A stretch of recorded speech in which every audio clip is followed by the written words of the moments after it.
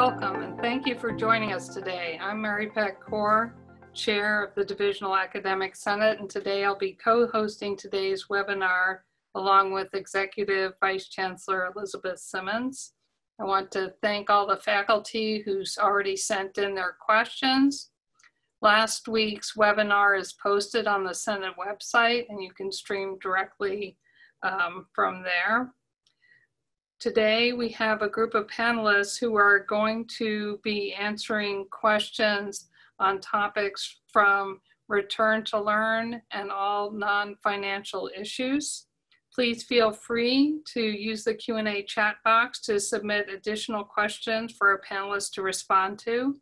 Due to our time limitations, we will not be able to get to all of your questions, regrettably, but we'll log the questions as they come in and post the answers on the Return to Learn website.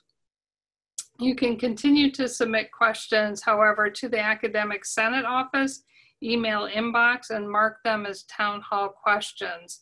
And we'll post them as well on the Return to Learn site, with the answers. And now I'd like to welcome Chancellor Pradeep Khosla for some opening remarks. Thank you, Chair Corr. Let me add to the chair's welcome. Welcome everybody to the Return to Learn Faculty Town Hall.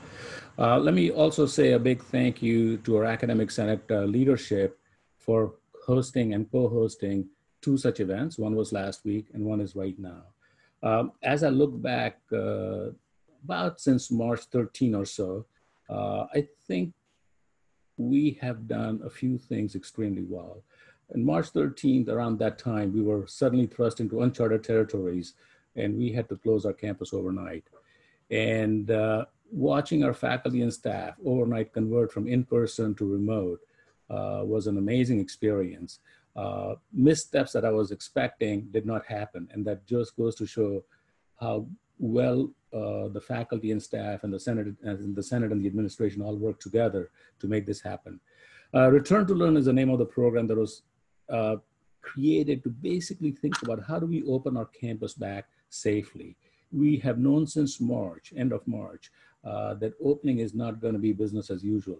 And we've been trying to read the latest research. We've gotten a lot of faculty involved, a lot of staff involved, student involvement to understand how do we open this campus safely. And I think today you'll hear from a group of experts, all in our faculty, who will tell us exactly what we're going to be doing. And they have helped us inform this program up to now. So with that said, let me say thank you to everybody. Your resilience is something I say hats off to. It is truly amazing. And I'm so proud to be the chancellor of this great place. And here it is, EVC Simmons, please, over to you. Thanks very much, Chancellor Khosla. And thank you very much, Senate Chair Corr, for the opportunity to co-host today's Faculty Town Hall. It's really a great pleasure to join you in welcoming everybody to the session as we discuss plans for fall quarter. It's actually been a month since the latest Faculty Town Hall that was focused specifically on issues around return to learn.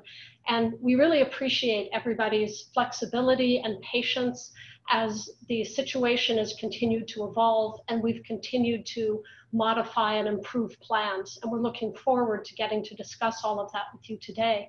So the panelists and I will do our best to answer as many of your questions as we can right here during the webinar. And please do return frequently to the Return to Learn website, which is easily available from the main campus website so that you can stay up to date with the latest developments and plans as they continue to emerge. So without further ado, let me turn things over to our moderator, Senior Associate Vice Chancellor Robert Continetti, who will get us started. Thank you so much, EVC Simmons. And hello to everyone joining us today for this Academic Senate Summer Update and Return to Learn Town Hall. We're so glad you decided to join us. In this time of uncertainty, open communication is critical, and this town hall has played an important role there. Today, we're going to have several presentations before we get to the Q&A portion. And once again, I would like to move the program forward and first introduce Dr. Chip Schooley, who is a professor of medicine in the Division of Infectious Diseases and Global Public Health, and Dr. Cheryl Anderson, the founding dean of the Wertheim School of Public Health. So Chip. Thanks very much, Bob. It's a pleasure to be with everyone today. I'm just going to briefly summarize how the epidemic has evolved since we last met, and then Dr. Anderson will talk a bit about the contact tracing and epidemiologic monitoring program she's been developing as well. These are the data from the US as a whole, with California highlighted.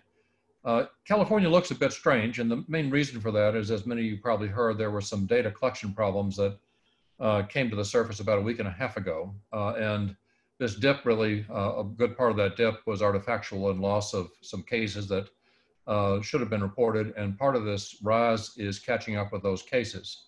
If it's a little bit more straightforward when we go next to San Diego.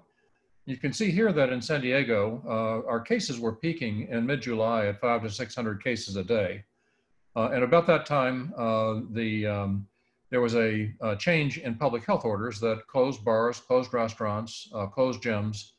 And what that's done is shown the value of not having us gather together with masks off in small enclosed spaces. And the number of new cases per day has gradually declined to now being in the range of about 300 a day. The epidemic is being driven primarily by people between the ages of 20 and 40, as you can see please go back to the previous slide. In this panel, you can see on the histogram, about 15,000 of the overall cases of about 30,000 are being driven by younger people.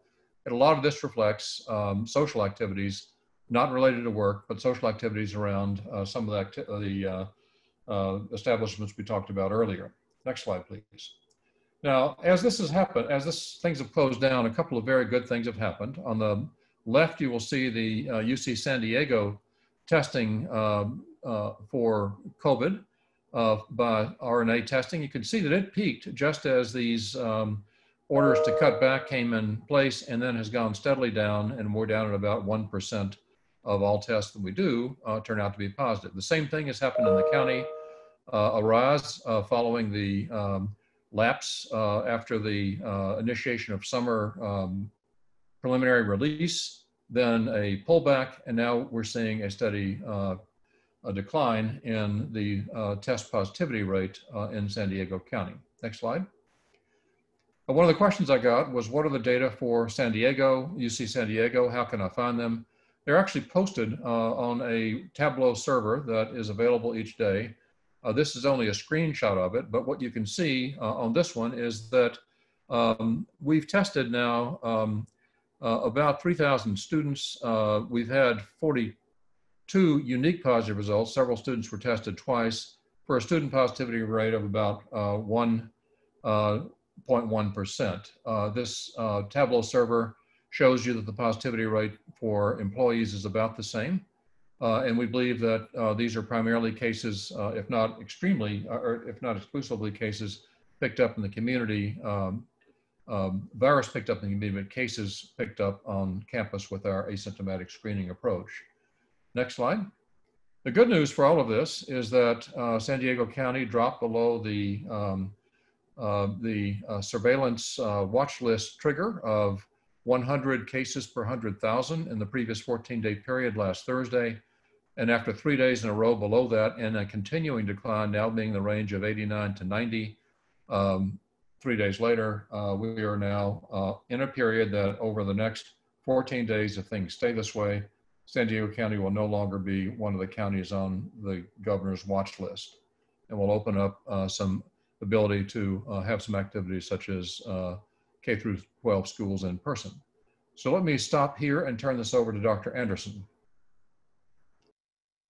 Yes, this is Bob. I think we're having some technical difficulties with Dr. Anderson joining us. So I think we can come back perhaps, but for now we're gonna move forward. Next, we're gonna have Chris Longhurst.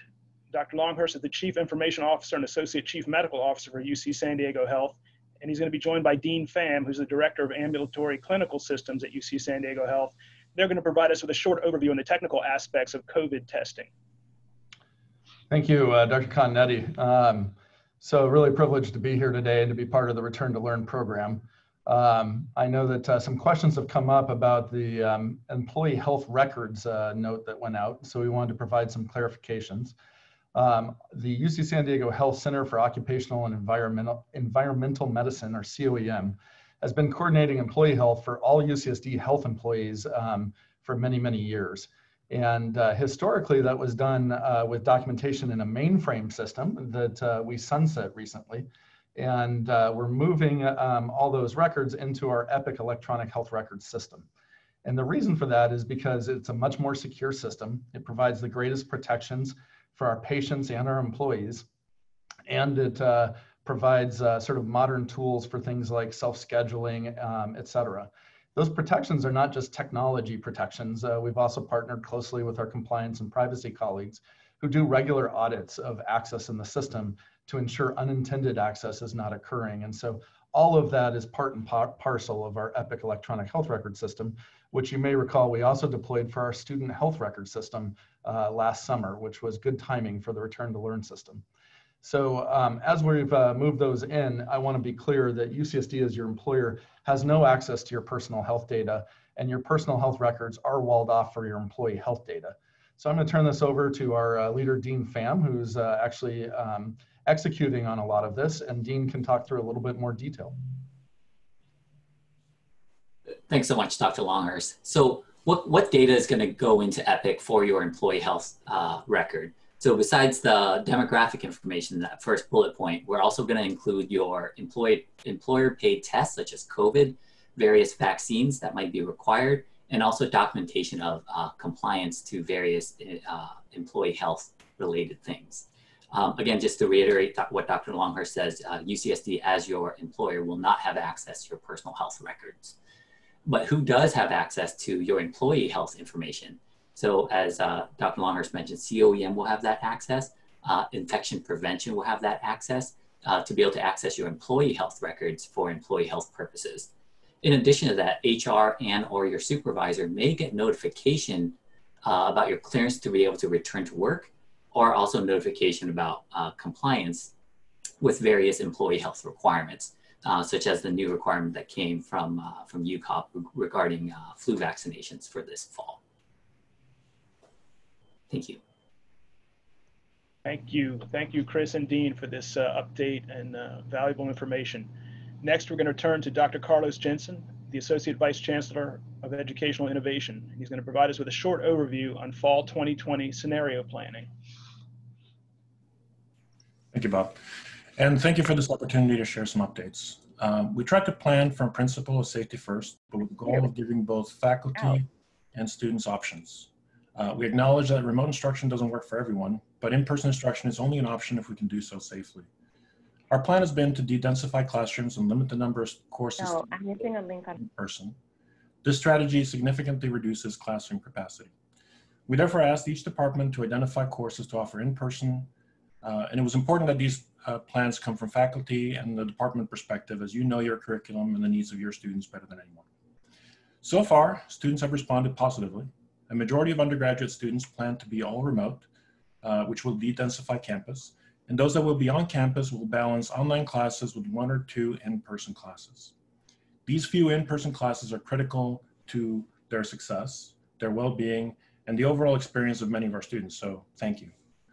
On the other hand, less than a third of our graduate students plan to take an all remote course load and appear to be eager to return to in-person work. Next. We worked hard over the summer to prepare. On the classroom side, we have completed inspections of each classroom and upgraded technology to support hybrid teaching where possible. We've mapped out outside spaces that could be used for teaching for those interested in exploring those options. We'll be continuing the popular Tech Advisor program in the different divisions. And we've developed policies for classroom behavior and sanitation. Masks will be mandatory for all, and there will be designated waiting areas to get in and out of classrooms. There'll be enhanced cleaning schedule and sanitation supplies in each room, allowing everyone to wipe down their space before use. We still have more work to do around the things that support the classroom experience, and we will continue to engage with faculty and departments as we have done throughout the summer to adjust plans and commitments for in-person teaching. We look forward to sharing more details with you throughout through the Return to Learn website soon. Thank you. Thank you, Dr. Jensen, for that update on a topic that's absolutely central to the Return to Learn. Now we're going to hear from our Vice Chancellor for Research, Sandra Brown, to give us an update on the research ramp-up process. Well, good afternoon. Thank you, Bob, and thank you, Senate Chair Corr, for the opportunity to share a little bit of information about our research ramp-up here at UC San Diego, which I will say has been remarkably successful. We currently have over 5,500 individuals on campus at some point over the course of any given week here, in over 100 buildings on campus. And everyone who is here is part of a research plan that was submitted by a faculty member to a chair for review, and then a dean for review, and EH&S if necessary. So these are all with approved plans. You can see the buildings here that have somewhere, these are our highest density buildings that have between 100 and 300 people in them. That's not at any given time. It's over the course of a week, because remember, our maximum density here is 25% of what the pre-COVID density was. And we have many different types of individuals on campuses. We have academics, PIs, or other investigators. They're about 44% of the population.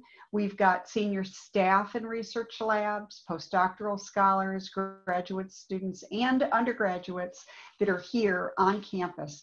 How do we do that, or how do you do that? You do that by staging or sequencing people coming in. So they might be in the morning or the afternoon, or they might have an alternating day shift so that we can accommodate a few more people, but never more than 25% at any given time on campus. And in the next slide, you'll see that it's time for us. We've been very successful with this. We have no known cases of transferring the virus from one researcher to another on campus, and we want to plan for the future. You heard the Chancellor say that almost overnight we had to close up shop and change from in-person to virtual classes. And the same thing holds for research. Within just a matter of days, the majority of researchers on campus needed to close their labs.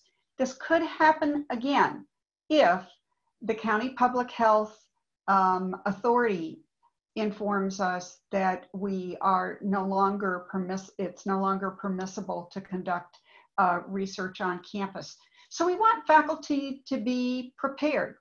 If you were here in what we referred to as that red or shelter at home phase, you would be allowed to continue, but you would need to have all of those individuals who were with you before, or who were not with you in the red phase, they would need to be working at home again. So you need to start to think about that. The flip side is that if we had the good fortune to transition to what we refer to as the yellow phase, as we're hoping things will get better and better in our county, then you want to be sure that you have on your approved research plan the names of those individuals that you would allow to add to your laboratory.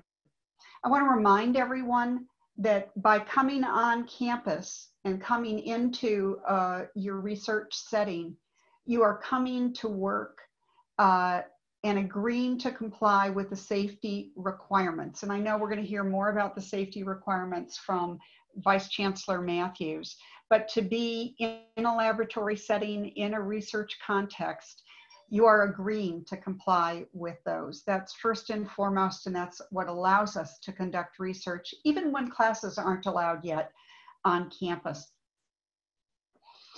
Finally, I'll just mention that many of you may have heard, this is a hot topic, that there was some ransom of research data at some universities around the country. And in another town hall, we'll talk about that explicitly.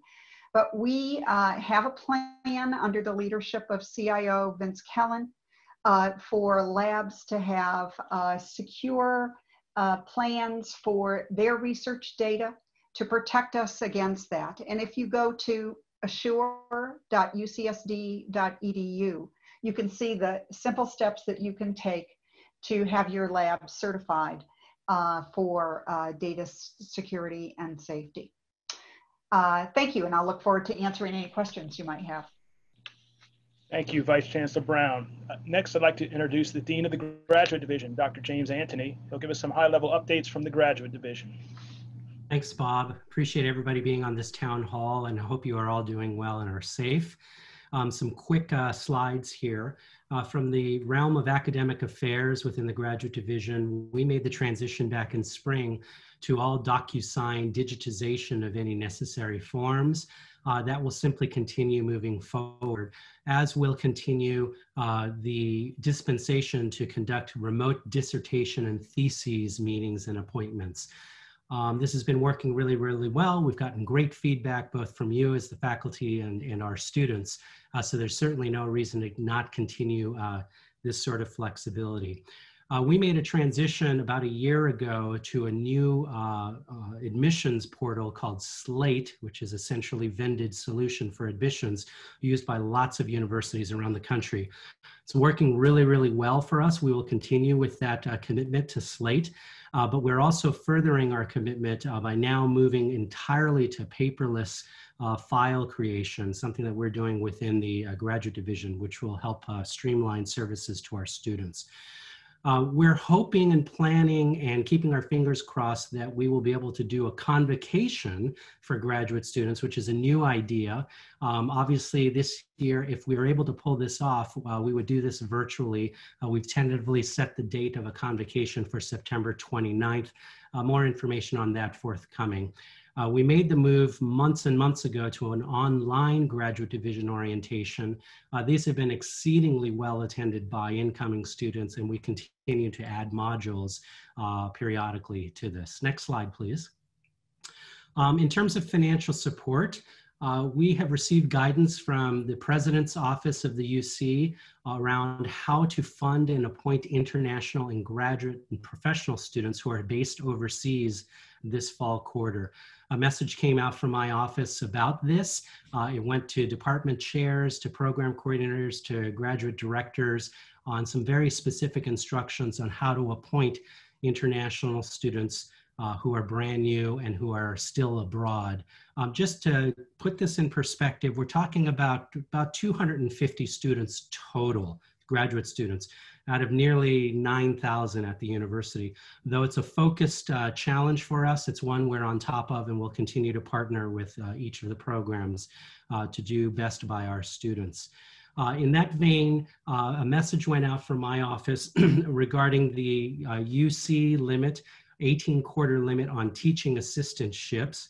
The UC system has given the campuses permission to go ahead and provide a temporary extension on this. Late last week, we sent out a message, a very focused message to departments and programs for those students who had reached the 18-quarter limit as of this past spring. Again, we're talking about a very small number of students relative to the overall census of graduate students. So rather than blasting the entire campus, we're working in a very focused fashion to make sure that those students who need the extension can get it. Many of you have questions about NRST, the non-resident supplemental tuition, as well as what we call the GESD extensions. The long and short of this is my office on May 22nd, I believe, sent out a notice again to programs saying that for pre-candidates, pre-doctoral candidates, we would work in a focused fashion to extend by 1 quarter these extensions. We now have word from UC that we have local authority to work with programs to extend on a case-by-case basis post-candidacy NRST. And so we will be sending out a message, a follow-up message in the coming days, once again, very focused to those programs and departments who have a post-candidate doctoral student who has run up against the 3-year post-candidacy NRST time limit. And we'll work with them to try and figure out how to offer those extensions. Finally, let me say, despite everything that's going on, we continue all the great work of the graduate division around professional development. All of our GradVantage programming went remote and will continue to do so in the coming year. These have been enormously well attended. And the Career Center is, of course, available for graduate student career advising. And we are telling graduate students just to continue scheduling their appointments in Handshake. Okay, let me turn it back to you, Bob. Thank you, Dean Antony. Now I'd like to introduce Vice Chancellor for Resource Management and Planning, Gary Matthews, who will tell us a little bit about getting our campus infrastructure ready to serve us safely during the time of COVID-19. Thank you, Dr. Continetti. It's a pleasure to be with you all, and thank you all for tuning in.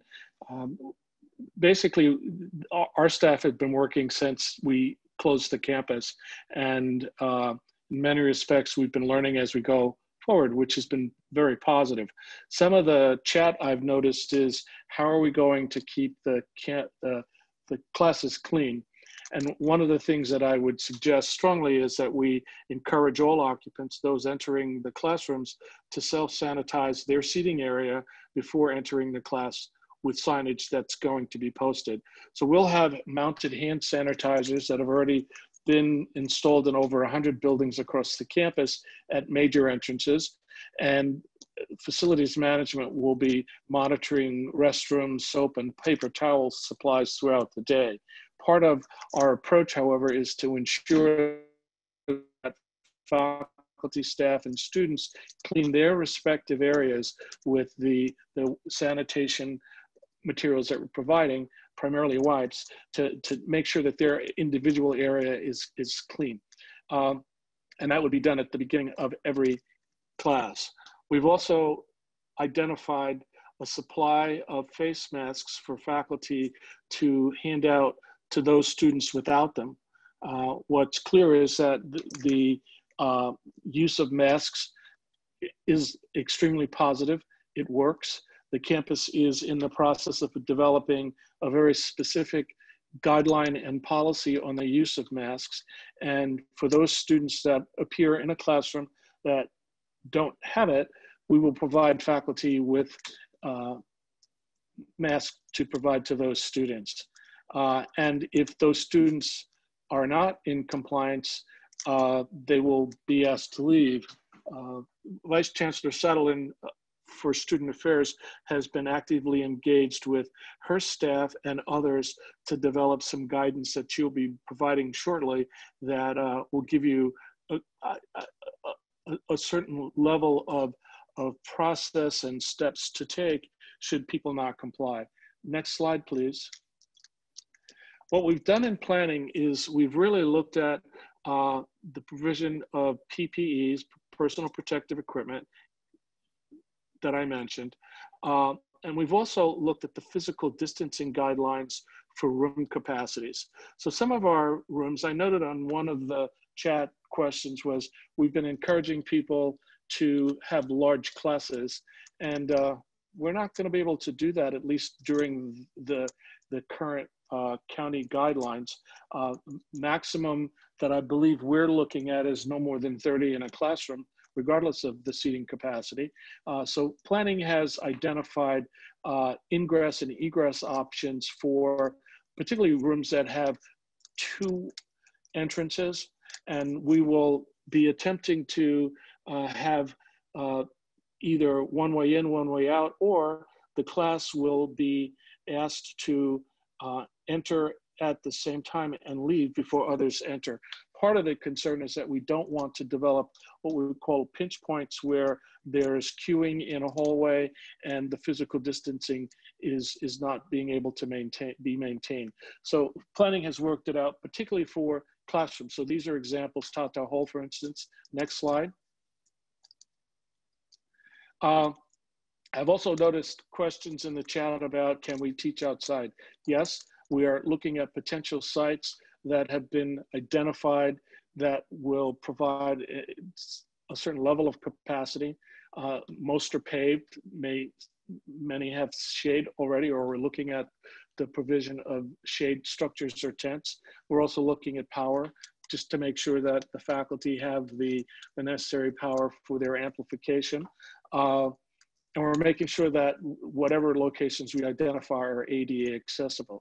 We're also trying our best to enhance the number. So the slide says we've identified 24.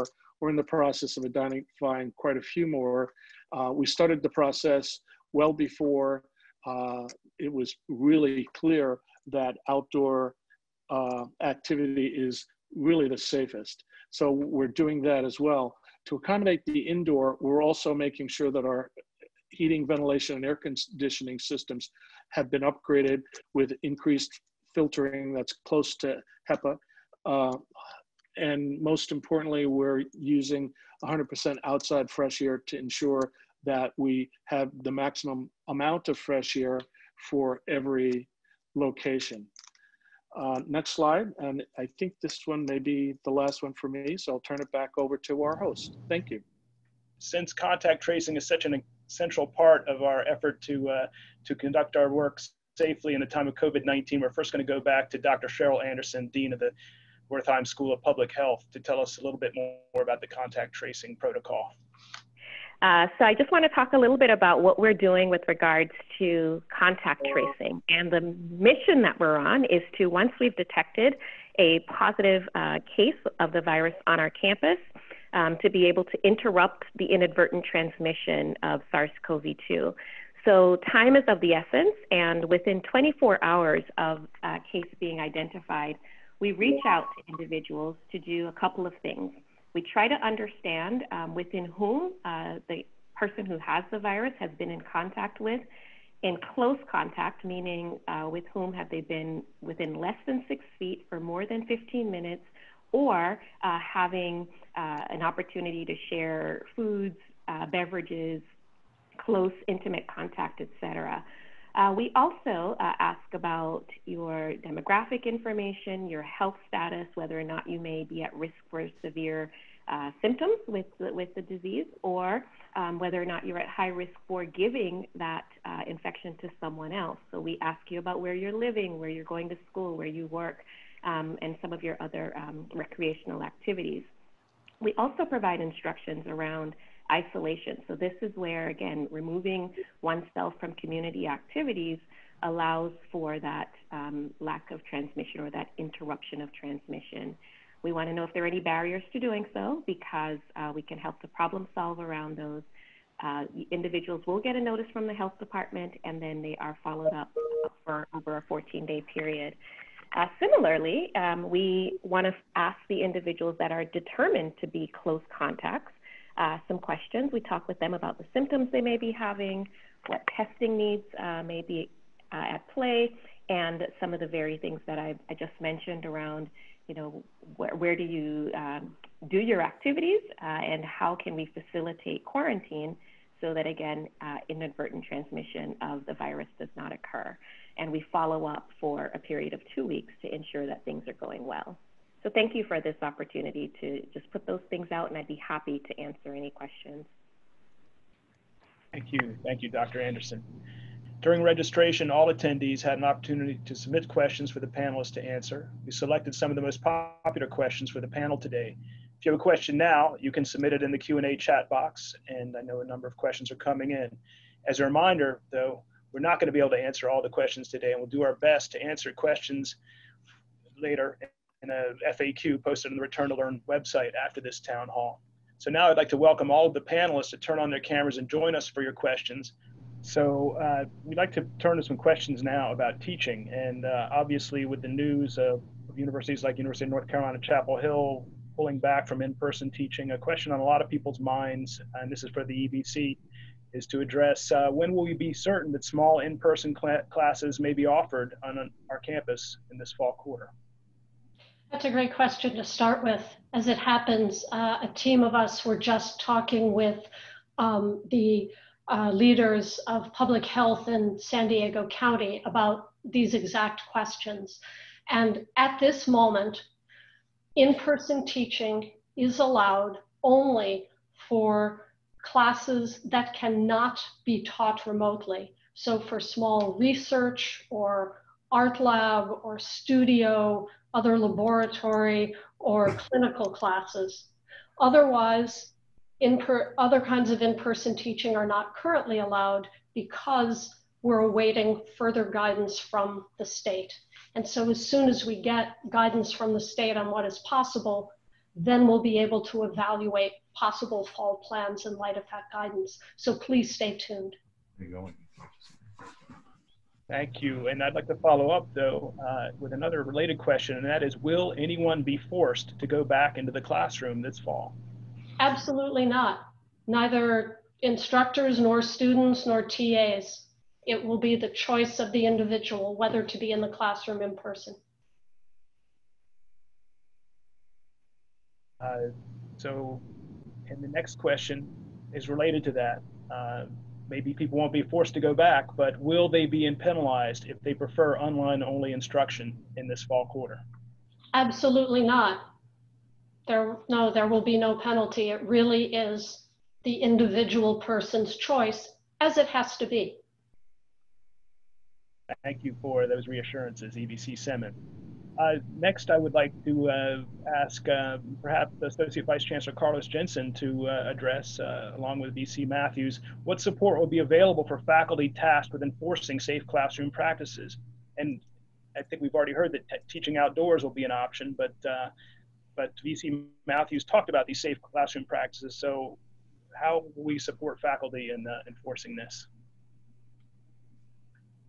So in terms of support, this will really need to be a community effort and a community education campaign. We need everyone to take part, and we need everyone to support and reinforce the message that if we want to be in person, we need to proceed and everybody follow the rules. It's not that different from some of the other conversations we've had around disruptive behavior, smoking bans, and other similar types of campaigns. What we really want to do is we want to try to educate first. And as we mentioned, there will be supplies available in the classroom. But if that doesn't work, faculty will be able to hold students accountable with appropriate due process. The Student Code of Conduct is being revised to make it clear what the expectations are and that this is a rule that we want everyone to follow. And Senate and administration are discussing specific guidance and drawing lessons from other public universities, and we'll share more specifics shortly. Thank you, Carlos. Next, I would like to come back to the EVC. There's a lot of faculty in the adjunct series who are not reliant on university funding, and they are wondering, will there be policy changes governing how they are assessed during this period? There has not been any discussion of any change in policy relating to faculty in the adjunct series. Thank you, Senator. I would like to go now to ABC Carlos Jensen again. For remote learning classes, will the university consider offering more classes in this format after COVID-19? So I think it's important to draw a distinction between emergency remote classes, which is what we've been doing now, and proper Senate approved and pre-developed R online courses. I think our courses are a good thing for the university. It gives us flexibility, resilience, and increased access for students. And we want to continue to support that. But ultimately, it's a faculty-led, Senate-regulated process. And we don't expect that to change. In terms of remote learning courses, the teaching that we've experienced these last couple of months, we've done things this way out of necessity. Faculty have done an incredible job, but this is not a long-term sustainable goal or plan. And we greatly appreciate Senate giving us the flexibility, but it's not part of our long-term post-COVID plan. Thank you, ABC Jensen. And I'm going to come back to you now with a question about the hierarchy of uncertainties, and that is, what is the status of return to learn for winter and spring 2021? So it's a lot of uncertainty. Usually at this point, we have both winter and spring kind of planned out.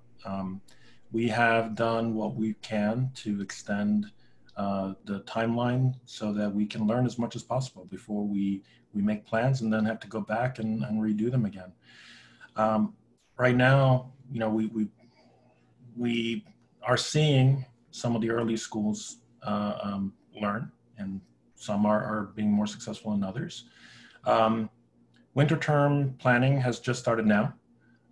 We're proceeding with the same assumptions that we had to make for fall term in terms of occupancy, in terms of safety and priorities. The schedule will be completed and published in early November. Once we're done with that, then we'll shift to spring. And we're gonna have to do things in this kind of staggered fashion to make sure that we don't end up making plans and then have to remake them over and over again.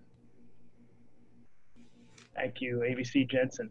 So we now have a series of questions about research. And so this question is for Vice Chancellor Brown. What are the determining factors in moving from the orange phase for conduct of research to either back into the red or forward into the green, into the yellow phase? Thank you. That's a really important question. And remember that our ability to do research on campus is guided by the County Public Health Authority. Under, of course, the overall ruling of the governor, but he delegates that to the county. So the county written plans will formulate the regulations under which we operate. So if the county were to say that businesses need to close, including universities and research, and do the shelter at home, we would need to go back to that red phase that we were at before, just the limited number of researchers on campus and our efforts to maintain the core services and equipment here. But it's really by the county public health. And in research, we act fully in accordance with the Return to Learn plan. So we operate in collaboration with the guidance from the overall Return to Learn plan. Same thing if we were to expand. If the county were to give us that go ahead, then we would be able to move forward as. Thank you, VC Brown. Another related question. You set up a Koala application for return to research applications, and one individual wants to know if that is accepted or denied, where can they get an update on that? Because they've submitted more than one application without a decision. Oh, sure. All research applications come to the research Rampup at ucsd.edu. Any questions you have about any aspects of the process, just email them to researchrampup@ucsd.edu, and we'll get back to you immediately. Thank you. And one last question on research. When can undergraduate researchers return to the labs, VC Brown? Oh, they're already in the labs. If you saw that pie chart that I showed earlier, we have a limited number of undergrads that are in the laboratories now. It's about 7 or 8% of those that are actually on site working.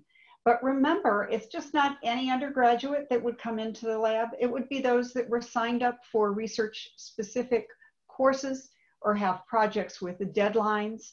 And the faculty member would have needed to have listed that individual as someone who should be in their lab and at the times that they're given the ability to do that. Thank you, VC Brown. Now I'd like to turn to a couple of questions on public health. So these questions for Dr. Schooley and Anderson. Can you release the rates for COVID-19 positive tests in our campus community, as well as in the health system?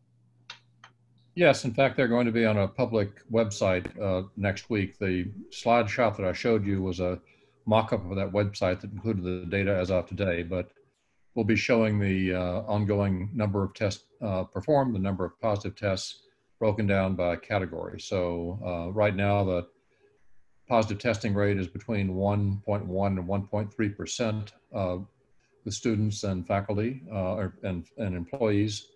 The county, in contrast, is about 5%. So our campus is actually pretty quiet in the overall scheme of things. Thank you. The follow-up question is, how will the selected frequency of testing control outbreaks? We'll have to adapt that frequency of testing. What kind of considerations go into that? Well, the initial model that Natasha Martin designed was really quite elegant and was set up to be adaptable as we gain experience. And as we look to see how the number of tests tie into the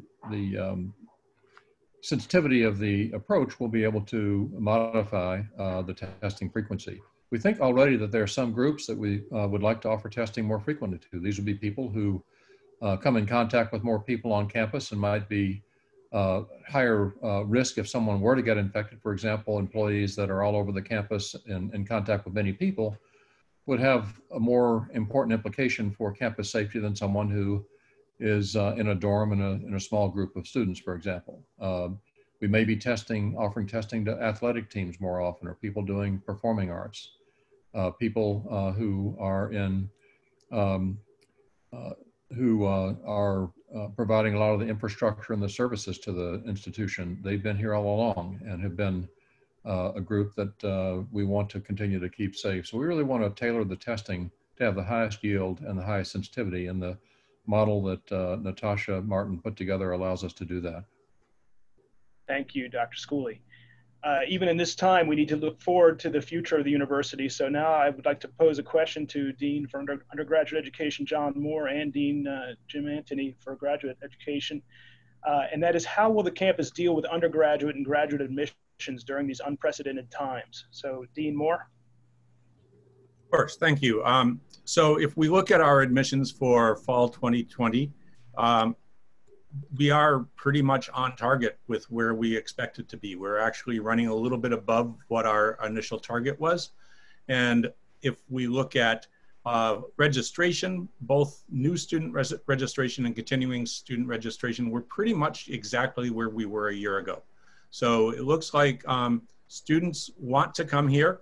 We get a very large number of applications. We're the second largest number of applications in the country. And and students are accepting our offers, and students are coming, and they are registering. Now, we don't know exactly what will happen once fall comes. As AVC Jensen pointed out, many of our students are registering for remote courses, and so we expect that many of our students will be attending remotely, particularly our international students, many of whom have not been able to get visa appointments in order to get here by the fall. Going forward, my understanding is that we will continue as we have before. So I don't see that there's going to be a big change in our admissions processes. As far as graduate education, a couple of things I want to say. We fully expect that there will be as much interest, if not perhaps more interest than ever, in graduate and professional programs at UC San Diego. I've been speaking to my counterparts at other research universities around the country, and we are all universally of the mind that graduate programs are going to be pretty attractive options right now, considering that the job market is particularly deflated at this moment. Graduate education is always a place where people say, hey, maybe this is time for me to invest in my own training and invest in myself. So as always, we're prepared, fully prepared for a robust graduate recruitment cycle. We encourage all the departments to continue the work they've always had. Our commitment to graduate funding is as strong as ever. So the message that we will send to prospective students is that we want you to apply, we want you to come. Certainly there's going to be some things that we will continue to keep an eye on. Dean Moore just mentioned visa issues for international students. We'll keep an eye on that. There's some concern among prospective international students whether it's going to be possible to actually study in person at some uncertain future. This is a challenge that all research universities face. It's not unique to UC San Diego. So we'll confront that as we learn information. I did want to say one final thing. I want to applaud all of us as faculty. We've made, you may not realize this as an individual faculty member, but collectively as an institution, we have made a real commitment to access. Record number of your programs and departments have asked for and received either a temporary or permanent waiver for standardized testing requirements, which we expect is only going to increase the numbers of students who are interested in applying to our programs. So I feel pretty positive about the next recruitment cycle. Thank you, Jim. Another forward-looking question is for the EVC, and that is UC and the University of California, San Diego poised to revise our recruitment admission policies if Proposition 16 is passed and Proposition 209 is repealed? So I can't answer for the UC as a whole, but what I can say is that enrollment management here at UC San Diego and the Committee on Admissions, the Senate Committee on Admissions, will work together as soon as the fall quarter starts to make sure that we are prepared for whatever transpires and that we can respond rapidly. That will be a big priority. Thank you. And there are a number of questions about privacy issues. So I'd like to put this for Campus Privacy Officer Pegah Parsi and Interim Chief Compliance and Privacy Officer for UC San Diego Health, Cheryl Wagenhurst. And the question is, how are significant privacy issues with both mandating the flu vaccine and the work health registration being managed? Good afternoon, this is Cheryl Wagenhurst. I'll take the first part of the question relating to the flu vaccine. And as you probably know, the recent flu vaccine mandated by UC's president will require operational review and discussion planning prior to implementation. And so there's a lot going into how that will be done, and the various safeguarding functions such as privacy, compliance, and security will be part of those discussions. We'll participate in the implementation and management of this important initiative. The other thing I just want to mention real quickly is that that privacy and security is very vital to this, and so a plan will be developed and appropriately communicated. I can assure you that that plan will be in compliance with all state and federal laws, and of course will be communicated to you, and likely using the Return to Learn website FAQs. That will be an important part of the communication. But I can assure you that that we are very committed to making sure that we address any questions that you may have, both about the Return to Learn initiative as well as a flu vaccine. So Pegah, did you want to take the second part of that? Sure. Thank you, Cheryl. The privacy, compliance, legal, information security, and IT folks have been very active in these discussions related to decisions that have been made for Return to Learn. And we plan to manage the privacy-related issues with a variety of different things. First, we're going to continue to provide guidance to the operations folks, to Dean Pham, who's with us today, and we're going to include FAQs and privacy statements to the community for their review, and questions that they have are coming to me for dissemination. We're also doing ongoing education for campus and leadership. We're monitoring my health privacy counterparts are monitoring the EPIC system itself, which with things like break the glass provisions, which is something that places extra safeguards around access to electronic health records. They are also going to do routine audits to ensure compliance, and then they'll take the appropriate corrective actions that are required if there is non-compliance with the policies, rules, and laws that apply to this sort of information. We do have a collaborative group, again, of compliance and privacy professionals and legal folks that are all working together to process the matters around consent and to respond to questions and complaints as they come up. So, you know, continue to stay involved and bring them up as you have so far. Thank you. Thank you. A lot of people working at home are facing challenges with respect to childcare, raising their children, teaching their children. So for this question is for BC Matthews, and what is the campus doing to address childcare concerns? Thank you for the question. What we've started to do is, and not even started, we've already put together plans to reopen the Educational Child Center, ECEC, sometime in early September. It would be after Labor Day. We've had to make some modifications to the facility for physical distancing, and we've also had to adjust the number of children that we can serve as well as the teachers in terms of how many would be assigned to a room. We'll be able to support roughly 100 students compared to what we did in the past, which was close to 300. So the opportunity for on-campus childcare is going to be extremely limited based on the physical distancing.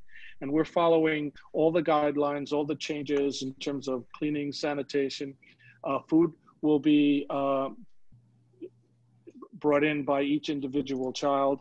and parents. No one will be allowed in the center other than the children. Their parents will drop the children off at specified locations. So we've worked through a very comprehensive plan, and we're in the process now of bringing the teachers back who've been on leave for quite a few months to start prep and cleaning.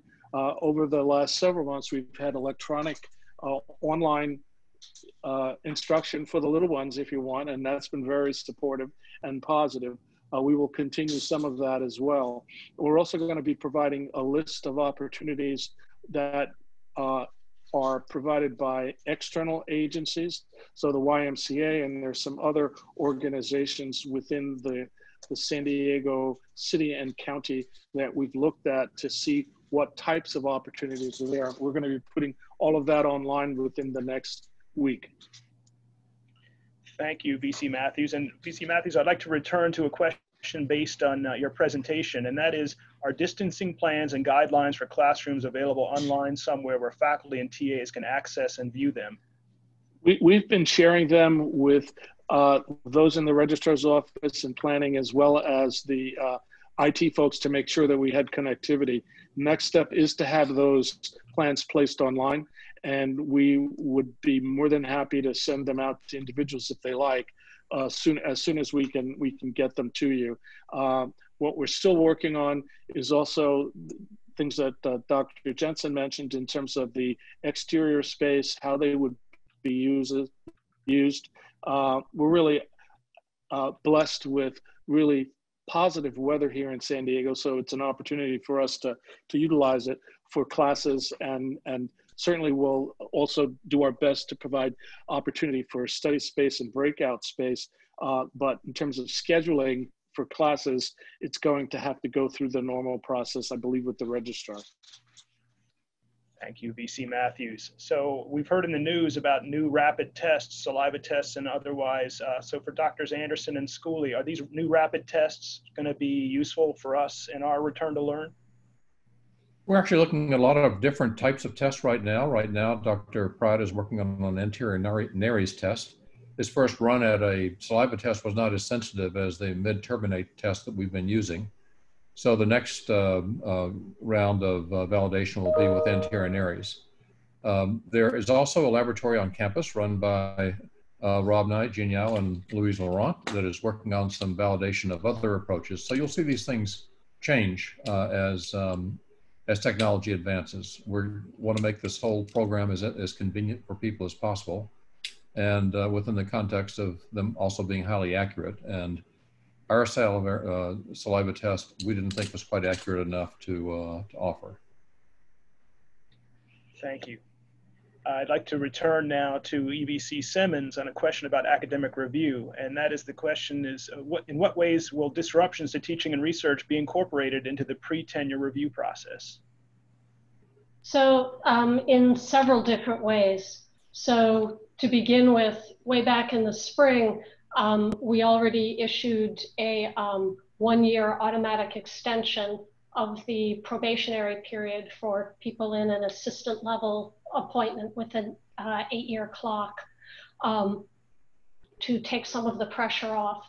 The Senate subsequently issued a notice to campus to emphasize the desirability of having all departments have their faculty include a self-evaluation, self-reflection statement in their academic review files as a matter of course, and noting that that sort of statement is the perfect opportunity for a faculty member to indicate what sorts of barriers they have encountered. And then the department and further levels of review can then also note that, comment on it, and incorporate it into the review. We will be, during the training sessions that are held for department chairs campus-wide this fall, we will be reminding units to treat cases holistically and to be mindful of the barriers that people may well have been encountering. And in addition, deans and chairs have been working with faculty, and we'll keep reminding them to do this, to make sure that faculty have the coaching and the mentoring that they need, particularly for early career people, for their professional development and their success. Faculty have been asking for coaching around issues to do with lab management, authorship, grant proposals, and they seem to be asking maybe a bit more than they would have otherwise. And I think that's really a good sign that people are realizing that getting some help from senior colleagues around these issues will ultimately help them thrive. So it's going to be a multifaceted approach, and we're going to keep very strong focus on this going going forward, clearly for quite a number of years. Thank you. And I'd like to follow up with another question on assessment of teaching, the academic review process. So how should we balance flexibility and accommodation for those who need it with authentic assessment of the teaching? You're talking about assessment of student learning? Yes. So there are really a lot of different ways to evaluate student learning. And based on conversations I've had with, well, a number of individual faculty and with people at the Teaching and Learning Commons, people are experimenting with things like, for example, using what's called a homework wrapper or an exam wrapper, where that's wrapper with a W. In addition to having somebody complete an assignment, they also then have to go back and use a solution key to grade their own assignment and assess what they hadn't understood before and explain what they understand now. So they begin using the initial homework or test as a further learning tool. So it's not just a one and done high stakes event, it's part of a more holistic learning process. So that's one example of a kind of change that people can make. For small courses, of course, people can use things like oral exams as well. Again, giving students a chance to discuss what they've learned. That, again, that's for smaller classes. But there are a whole lot of ways to structure courses and assessments that focus on having students demonstrate conceptual understanding and analysis and things that you can't look up on a website somewhere. You really have to bring some of yourself to it and do show the kind of deep learning that we want to know our students are doing. I think Carlos would probably have something to add on this topic. So this is a complicated issue, and it's hard to get right. Last term, there was a number of panels and workshops that were done with the Teaching and Learning Commons, the Academic Integrity Office, and even our Chief Privacy Officer. We will continue to do that. Our folks, our good colleagues over in Teaching and Learning Commons are available to work with faculty on a one-on-one basis to think about the specifics of your course. There are many different technologies that we can deploy.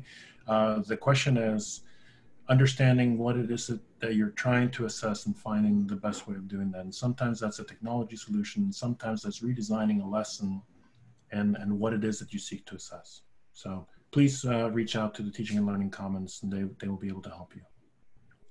Thank you, Carlos.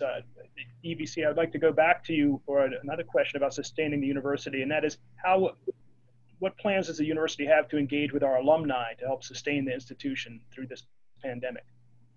Oh, that's a great question. So there have been a number of large-scale efforts to engage with alumni on a variety of issues. So one relates to, and this was done, for example, particularly during the summer, though I think it will continue going forward, around connecting students with alumni for opportunities around internships and mentorship opportunities, design-a-thons, hackathons, and so on, where connecting to our alumni who are already out in the world and in their careers can be a great learning experience for students. And sometimes, of course, a paid internship, you know, the earning opportunity can also be very valuable for the students. So that's been one whole strand of engagement with alumni, and they've really stepped up in a marvelous way. In fact, some things were more possible in the remote environment because alumni who might not normally live close enough to be able to do a lot of in-person mentoring, now in this online environment, they realize that they could actually do effective mentoring and arrange remote internships for students. So that's one thing that's been going on. And of course, another example is well, actually related, where we have faculty who have been inviting alumni as well as other guests to participate in courses, again, via Zoom. And there have been quite a number of faculty who've done really creative things around that. The third strand would be around fundraising and development. And of course, calling on alumni to donate time or donate money to the university to support our students and the campus in any way they can. And so all of these are ongoing, and we've really been heartened by the generosity with which alumni have been responding. Thank you. It's truly an all Tritons hands on deck situation here. VC Matthew. I'm sorry, Bob, you cut out on me, or I didn't want to hear the question, but could you repeat it, please? Am I the only one having trouble hearing? No, I think Bob. No, I think we lost him. So I do have a question that's in the chat that might have been what Bob was asking about. For the classroom changes mentioned so far, upgraded 90% HVAC facilities, touch store opens, etc. Is that only for the big registrar controlled general assignment campus classrooms and lecture halls? What about smaller departmental controlled classrooms and seminar rooms that are often used for graduate courses? What changes need to be done there? We have focused on the large registrar controlled general assignment campus classrooms. That's where we would start. We are more than happy to look at other classrooms, but they have to be classrooms that are used on a routine basis. And given the supply chain and most importantly personnel, we hope that you would keep those to a minimum. But we can certainly take requests through my office to see what we can do to support those departmentally controlled classrooms. I hope that answers that question. What I also have is, you have presented data concerning academics and students. What is the situation of staff and custodial? Not all of us can drive to campus. What are the policies concerning those of us taking public transportation? I'm assuming that the question relates to testing and the tracking. Tracking is required, so is the testing going forward. And I do think that we have some opportunities for all of that on the campus. So if you're taking public transportation, there are campus facilities that have been open for several weeks, and we're about to open several others, so that there will be opportunity for support on the campus. And I would be happy to take more specific information or questions from you directly. Thank you. I think there may have been a question or two about the frequency of testing, and I wondered if Chip or Cheryl might be able to address that. The initial plan is to start on average about once a month, but we will likely oversample people that are may have higher levels of risk. If we think that athletes who, for example, are in close contact with each other are at higher risk, we will start to offer them testing, say, twice a month or more often based on what we find. There are certain activities on campus, people who are all over the campus delivering things that we would also want to pay attention to. And the whole approach is planned to be adaptive based on findings as we get things off and running. The once a month testing for 70% of the population was the calculation that Dr. Martin made as an approach that would get us a 90% chance of capturing a cluster of cases at less than 10 within 10 days of the first case appearing, which would give us time for Dr. Anderson's group to intervene. But we're going to be learning from this and moving along as we go. Well, people need to be tested before they come back to campus. Oh, here I see Bob coming back. But could you address that? There were questions about testing before returning to campus. Yeah, every student is going to be tested when they arrive on campus as they're arriving. In fact, student arrivals have been timed to allow us to have 1,000 or 1,200 students arrive every day, and each of them will be have samples run through the comm lab with a 24-hour turnaround time to have a good sense of what's going on with our students as they arrive. Student Affairs has also done some very, I think, creative work to be in contact with our students before they come, to give them advice about how we want them to behave and what we want them to do in the several weeks before they return, so that they don't go expose themselves to large groups of their friends in the last end of the summer bash and come in here with a head of steam in terms of very few cases by essentially quarantining at home before they arrive. We will then transition directly from that to testing on this monthly basis as the capacity allows. Testing for any faculty member or staff member who wants to be tested can be arranged if you go through the app when you're queried about wanting a test. You'll be contacted as tests are available, and you can be tested through that program as well as an asymptomatic testing opportunity. There's a question that has been asked that one of the privacy or health experts on the line should answer. The question is registration for return to learn related screening mandatory?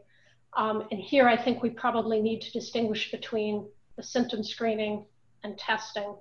And if something is mandatory, what would be the sanctions for non-compliance by those who have reservations because of privacy or other concerns? So I wonder if somebody could answer with respect to the symptom screening and separately with respect to testing, please. I'll answer the system screening. We really don't have any choice about that. The county has required that for any business that's open, and we're a business.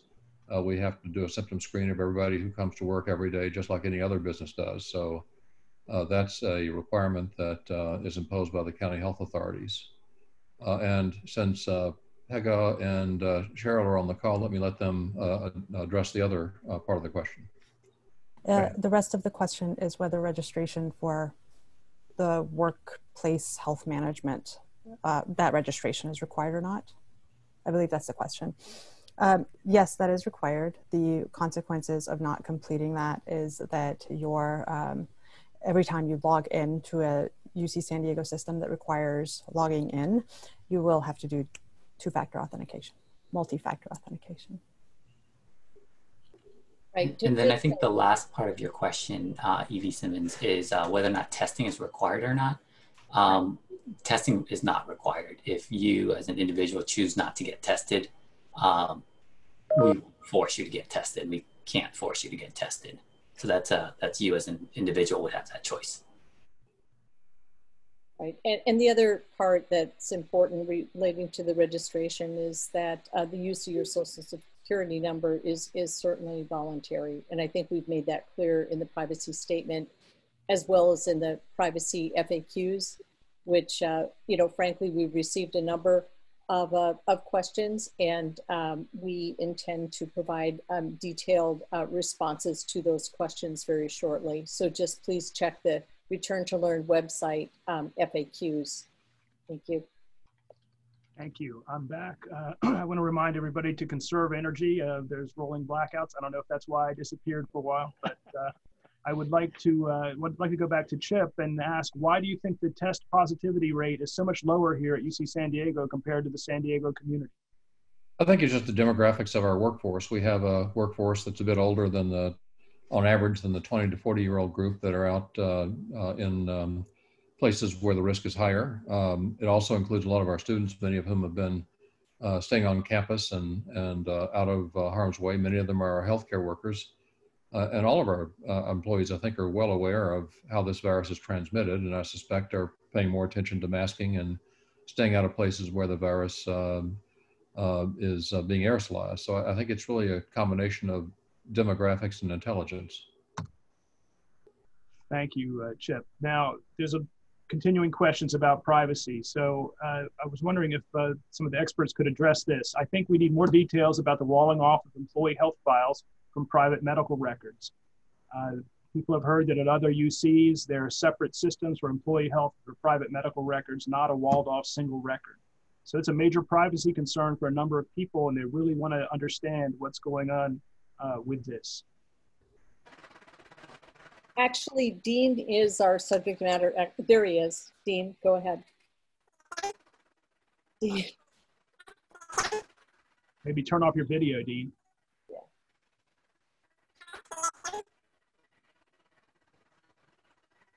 Okay. You know, Bob, we're happy to address that question in an FAQ, but that is a technical question that Dean is best suited to answer. So we could address it in FAQ unless he's able to come back on to respond to that. Okay, thank you. Now I would like to go back to Chip and ask, are the details on Natasha Martin's model and assumptions available for the faculty to view and understand? Yes, she has put it up in a bioarchive preprint that can be searched. If somebody sends me an email, I can send you a PDF of it. So happy to share it. Okay, so it is online on the bioarchive. That's right, yeah. Thank you. I'd like to go to ABC Carlos Jensen and ask Carlos, what kind of tech support is going to be provided to assist faculty with the remote instruction? So I think the first and foremost is the tech advisors in each department or each division. They continue to provide peer support and advice. The Teaching and Learning Commons will also provide support and advice when it comes to the use of best practices in remote teaching, et cetera.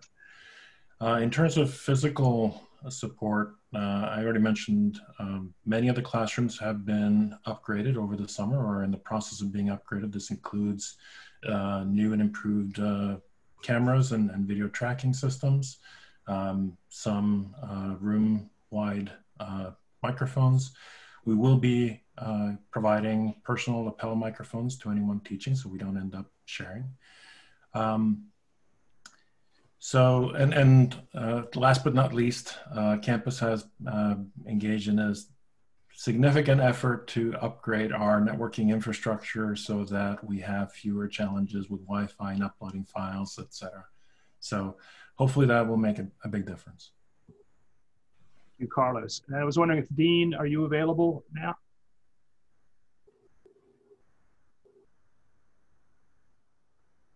No, it doesn't seem like Dean is available. So, you know, I mean, one thing I would just mention is, you know, the symptom checker is a very important part of how we come back to campus safely, and we do expect people working at UC San Diego to comply with the symptom checker. It's going to be very important. I think you know, we're getting near the end of our time period here, and I think I'd like to turn it back to Senate Chair Corr for some final comments. Yes, thank you, Dr. Continetti.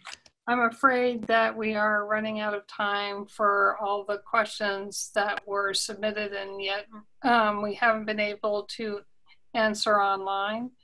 I do remind everyone that the questions will be saved and will be reviewed, and the answers will be on FAQ on the Return to Learn website. So for this webinar, the facts will be on the Return to Learn website. And I want to thank everybody for your questions and active participation. And we hope to see you all soon when the Senate reassembles for Rep Assembly in the fall. Thank you.